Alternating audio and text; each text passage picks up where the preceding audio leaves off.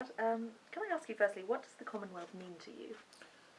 The Commonwealth doesn't really mean an awful lot to me, to be honest. I studied a lot about international politics, and I've got vague, hazy memories of, I don't know, long historical associations with colonialism because of Britain's role in expanding empire. But of course, in this day and age, we have sovereign states which are equal, and there's much more of an emphasis on the family of nations. I think really it's more of a sense of, a lasting presence of Britain's association with its old empire, but trying to kind of bring together this notion of kind of family and shared values. And of course, what you do have is common linguistical ties and cultural ties.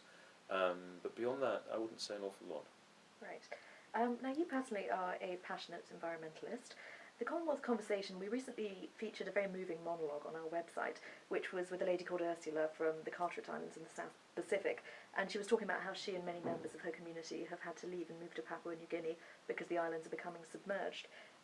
Do you think this is feasibly going to happen to other Commonwealth island states, such as the Maldives, if nothing is done to combat climate change?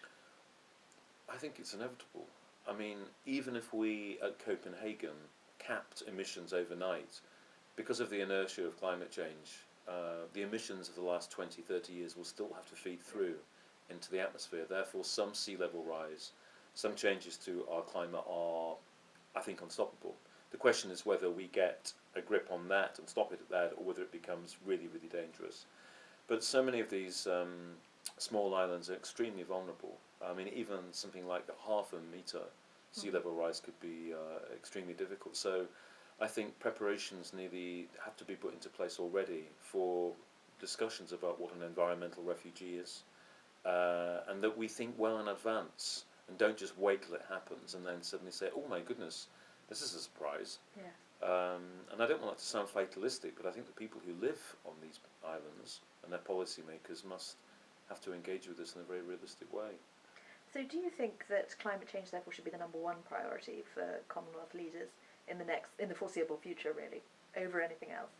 Yeah, because in a sense, we've got into this habit of thinking that the environment is just another subject, even if it's an important one. It's another item on the stage.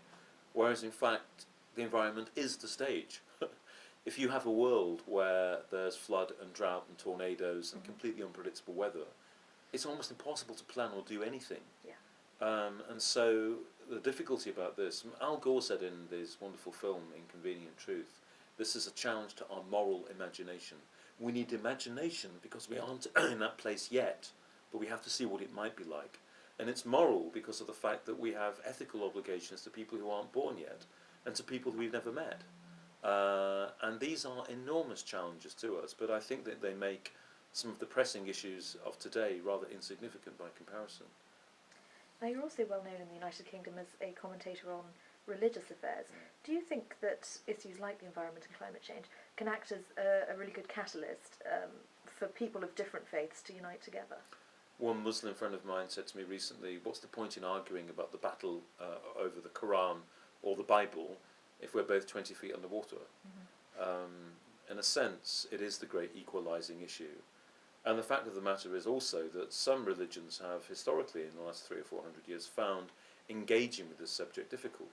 There's a tendency to have a knee-jerk response that says, oh, it's a green issue, or those environmentalists are all a bit kind of wacky, and aren't they all pagans?